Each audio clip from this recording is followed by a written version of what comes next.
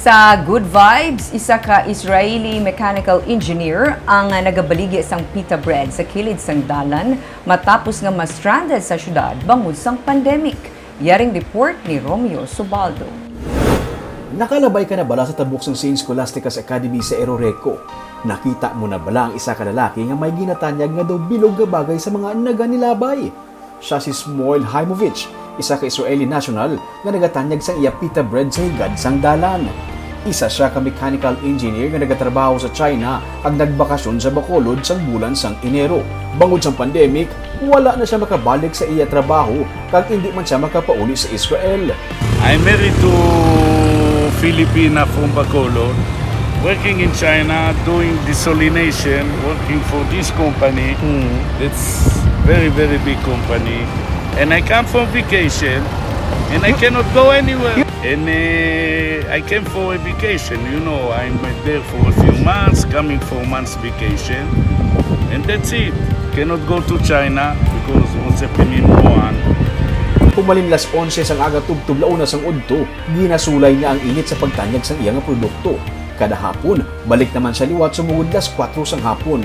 Suno sa iya, kinahanglan niya nga maghimakas para may income. So, cannot work there.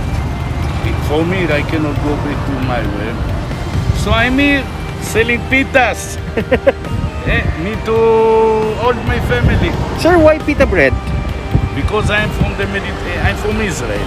Pita bread is our national bread in Israel. Nagapa-free tasting pa siya sa mga naganilabay. Suno sa iya misis nga si Annalyn, bangod sang pandemic, natun-an nila ang pagnegosyo kag nalipay sila nga may naka-apresyar man sa ilang nga produkto. Magluwa sa pagbulante kag pag-deliver sa pita bread, miyara sila sang gamay nga kalan-an sa ilang nga garahe sa Eroreco malapit sa chapel nga nagatanyag sa Mediterranean nga mga pagkaon. Suno kay Annalyn, bisan makabalik na sa trabaho ang iyang mister, nalipay siya kay nakasugod na siya sa pagnegosyo. Yes, at least hindi na ko dependent sa iya. We are earning here at the same time he has a salary. We can save it for like the future, whatever we want, a house of our own, you know. We have so many dreams. So the business is really helpful.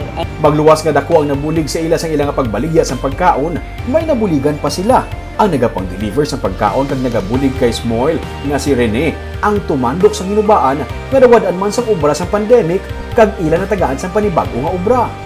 Nag-apply ko pag go sa restaurant namon, nag-apply ko sa Tita Pita, riders. Riders nila. So, baling trabaho mo is delivery. Delivery. Kamusta ni so far? Sa ingigabda mo siya kadagad eh? Oo. Kamusta? Okay naman sir. Baligya sa isa kadlaw, 40 ka pack pita bread. Suno kay Shmuel, bisan makabalik na siya sa iya trabaho sa China o kung makapauli man sa Israel, padayon siya nga magabalik-balik sa Bacolod City kay iya na nga ginpalangga ang mga Bacolod noon bangod sa ilang nga ginpakita man nga pagpalangga sa iya ginatanyag nga pagkaon.